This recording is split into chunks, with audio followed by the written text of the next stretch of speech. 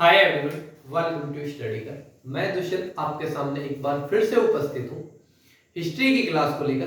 तो दोस्तों, जैसा कि आपको पता है, आपका हिस्ट्री के अंदर क्या चल रहा है, मगध महाजनपद या यूं कहूं मगध साम्राज्य को हम लोग पढ़ रहे हैं। और आज जो आपका क्लास है वो आज आपका पार्ट 2 है, मगध जनपद महाजनपद सॉरी या मगध साम्राज्य के ऊपर। ठीक है, पार्ट 1 में केवल और केवल हमने किसको कवर किया था, आपका हर्यक वंश को कवर किया था। आपको पता है कि आपका मगध साम्राज्य के अंदर 3 वंश हुए हैं, हर्यक वंश, आपका शिशुनाग वंश और नंद वंश। तीनों वंशों को हम कहां पे पढ़ते हैं, मगध साम्राज्य या मगध महाजनपद के अंदर पढ़ते हैं।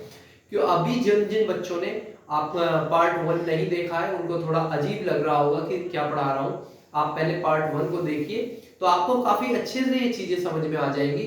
और आज जो मैं आपको हिस्ट्री पढ़ा रहा हूँ, जिस तरीके से आपको स्ट्रक्चर बेस पे मैं आपको हिस्ट्री पढ़ा रहा हूँ, आपको यदि आपको हिस्ट्री पसंद आ रही है तो मैं आपसे विनम्र निवेदन करता हूं कि आपको सारी हिस्ट्री की वीडियोस का जो प्लेलिस्ट का लिंक है नीचे डिस्क्रिप्शन में मैं आपको अलाउ करा देता हूं, आपको मिल जाएगा नीचे डिस्क्रिप्शन में, आप वहां से जाकर विजिट कर सकते हैं। ठीक है, और सभी से मेरा ये निवेदन है कि ज्यादा से ज्यादा वीडियो को लाइक करें, शेयर जरूर किया करें, अपने कोई भी ग्रुप हो जहां पे भी आप कर सकते हैं, ज्यादा से ज्यादा शेयर किया करें और कमेंट करके जरूर हमें बताएं, हमारा मोटिवेशन बढ़ाएं और चैनल को जरूर सब्सक्राइब करें।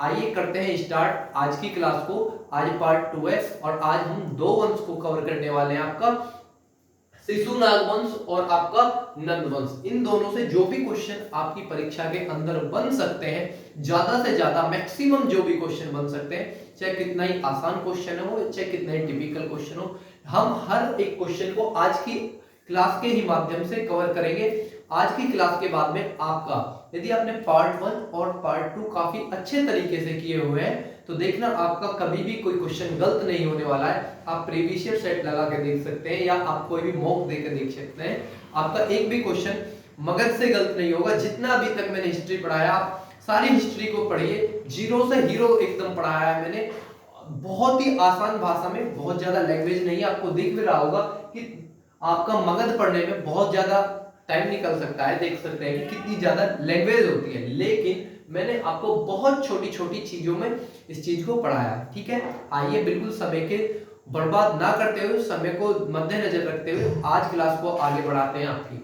ठीक है, मगध साम्राज्य पार्ट 2। पार्ट 1 में हमने आपका हर एक वंश कंप्लीट कर लिया है। अब देखेंगे आज हम शिशुनाग वंश को। तो दोस्तों, जो शिशुनाग वंश का जो आपका समय अवधि है वो 412 से 344 ईसा पूर्व तक का जो समय रहा है वो कितना आपका किसका रहा है, शिशुनाग वंश का रहा है। अब बात करते हैं शिशुनाग वंश में कौन कौन शासक हुए हैं। तो आपका जो स्थापना की है शिशुनाग की, वो शिशुनाग ने ही की थी। आपका क्वेश्चन यहां से बना है शिशुनाग वंश की स्थापना किसने की थी, तो शिशुनाग ने ही शिशुनाग वंश की स्थापना की थी। अब इनसे जुड़े हुए जो भी फैक्ट बन सकते हैं हम वो देखेंगे।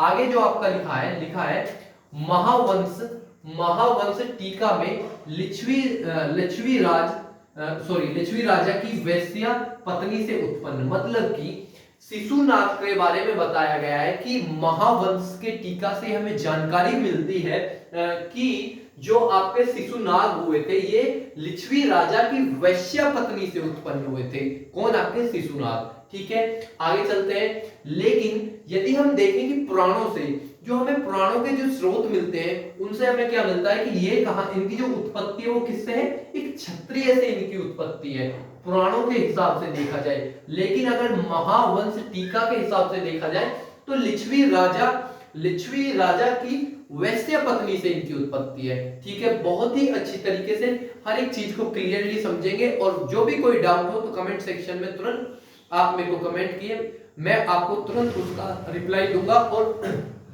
एक अच्छा और शानदार जवाब के साथ में आपकी हर एक प्रॉब्लम को सॉल्व करूंगा। ठीक है, आगे देखेंगे अवंती की विजय। तो अवंती की विजय में आपके मगध साम्राज्य की सीमा मालवा तक मिलाई।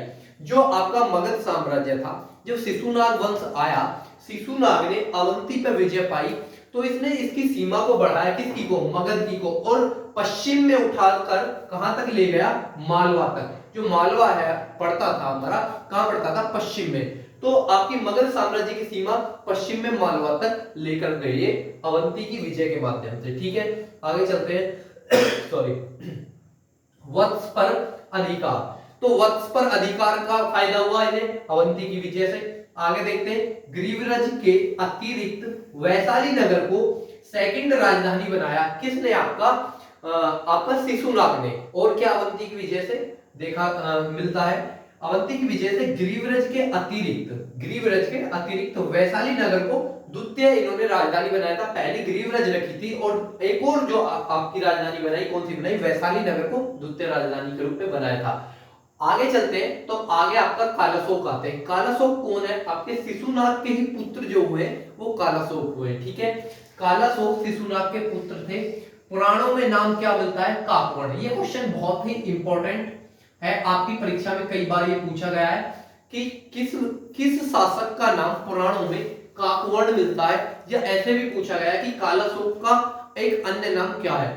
तो काकवर्ण जो है आपका पुराणों में कालाशोक का नाम मिलता है। ठीक है, अब जो कालाशोक थे इसने क्या किया? राजधानी को पुनः पाटलिपुत्र स्थानांतरित किया। स्थानांतरित किसने किया था?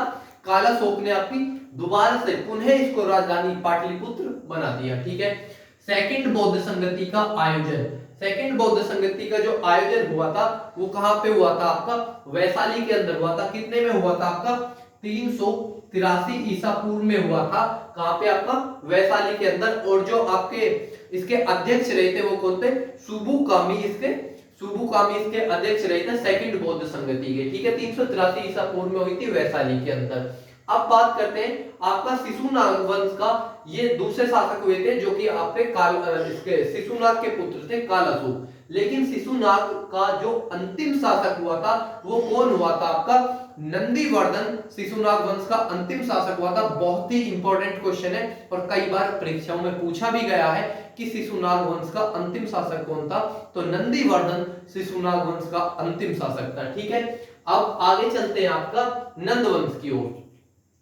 तो आपका जो नंद वंश हुआ है वो 344 से आपका 323 ईसा पूर्व तक जो आपका समय अवधि रहा है वो आपका नंद वंश का रहा है।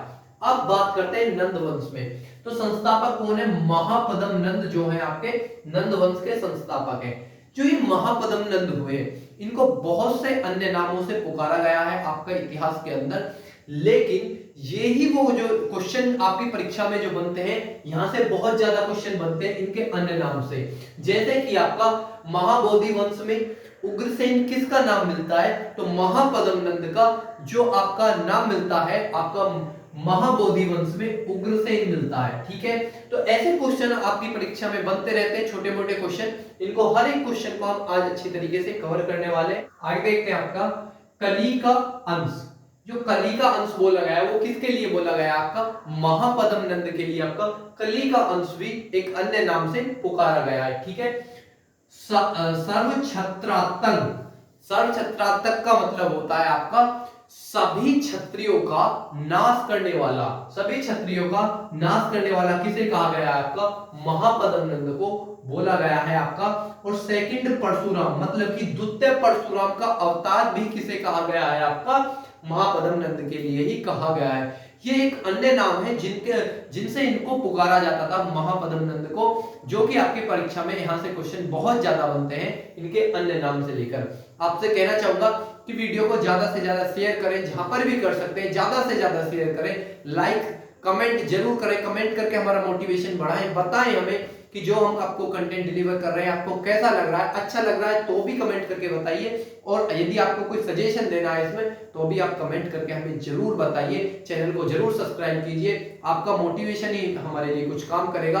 हम उतना ही और ज्यादा मोटिवेट होकर आपके लिए काम करते रहेंगे। ठीक है, आगे देखते हैं अन्य तथ्य। नंद वंश से जो अन्य तथ्य है, या फिर कहूं महापद्म नंद से जो अन्य तथ्य बन सकते हैं आपकी परीक्षा के हिसाब से, उनको देखते हैं। एक छत्र शासन की स्थापना। क्वेश्चन बहुत ही इंपॉर्टेंट है और आपकी परीक्षा में बना है, आप प्रीवियस ईयर खोल के देखना आपको मिल जाएगा। पूछा गया है कि एक छत्र इंपॉर्टेंट है बहुत ही। एक छत्र शासन की स्थापना मगध साम्राज्य के अंदर किसने की थी? तो महापद्म नंद ने एक छत्र शासन की स्थापना की थी। किसने? महापद्म नंद ने। एकराट की उपाधि किसने धारण की थी? आपकी महापद्म नंद ने एकराट की उपाधि भी धारण की थी। ये दोनों बहुत ही इंपॉर्टेंट क्वेश्चन है और आपके परीक्षाओं में पूछे गए हैं। ठीक है, अब आगे चलते हैं आपके धनानंद की तरफ, जो कि आपके किसके पुत्र हुए थे? महापद्म नंद के पुत्र हुए थे और नंद वंश का अंतिम राजा भी हुए थे। ठीक है, आगे चलते हैं। तो नंद वंश का अंतिम राजा कौन हुए? धनानंद आपके नंद वंश के अंतिम राजा हुए हैं। और जो अगला पॉइंट है अग्रमीज। अग्रमीज मतलब उग्रसेन का पुत्र। जो उग्रसेन किसके लिए नाम लिया गया है? उग्रसेन नाम लिया गया है आपका किसके? महापद्म नंद के लिए। यहां बोला गया है ना, महाबोधि वंश में उग्रसेन किसका नाम मिलता है? महापद्म नंद का मिलता है। तो ऐसे ही उग्रसेन का पुत्र अग्रमीज जो नाम मिलता है वो किसका मिलता है? महाबोधि वंश में धनानंद का जो नाम मिलता है वो अग्रमीज मिलता है। ठीक है, आगे देखेंगे सिकंदर का समकालीन। जो सिकंदर जिस टाइम सिकंदर ने भारत पर आक्रमण किया था, तो उस समय समकालीन कौन थे? धनानंद थे। सिकंदर ने आपका ईरान को जीतते हुए आपका काबुल को जीता, 326 ईसा पूर्व में भारत पर आक्रमण किया। और जो आपका खैबर दर्रे से होता हुआ जब आपका तक्षशिला में पहुंचता है, तो वहां का शासक बिगल लड़ई उनके आगे अपना आत्मसमर्पण कर देता है। फिर वो आगे बढ़ता है तो झेलम नदी के किनारे पहुंचता है। तो वहां जी के आपको पता होगा आपका पोरस से इसका टकराव होता है सिकंदर का, और पोरस भले ही वहां पे हार जाता है, लेकिन उसकी महानता को देखते हुए वो सिकंदर वहीं से वापस लौट जाता है और उनको अपने साथ रखता है और उनका राज्य उनको वापस कर देता है। ये एक कहानी मैं आपको आगे जब पढ़ाऊंगा तो इसको बताऊंगा। ठीक है, अभी के लिए बस इतना ही दिमाग में रखना है तुमको कि सिकंदर के समकालीन कौन थे? धनानंद थे। ठीक है, आगे चलेंगे। तो जो धनानंद के सेनापति का नाम, ये काफी इंपॉर्टेंट है और बहुत ही बड़ी बड़ी परीक्षाओं में क्वेश्चन पूछा गया है। छोटी मोटी परीक्षा में कहीं भी नहीं पूछा गया है, कांस्टेबल लेवल में। आपके बड़ी परीक्षा में यूपी ट्रिपल एससी वगैरह में ये क्वेश्चन पूछा गया है कि आपके धनानंद के सेनापति का नाम क्या था? तो आपका भद्दसाल। भद्दसाल किसका? आपके सेनापति का नाम था धनानंद के का। ठीक है, और चंद्रगुप्त मौर्य द्वारा हत्या की गई थी किसकी? धनानंद की। और तभी चंद्रगुप्त मौर्य ने नंद वंश का अंत किया और धनानंद की हत्या करके आपका किसका? मौर्य वंश की स्थापना की थी। ठीक है, तो ये दोस्तों आपका मगध साम्राज्य होता है खत्म। पार्ट 2 के माध्यम से आपको शिशुनाग वंश और नंद वंश दोनों कवर कर दिए हैं मैंने।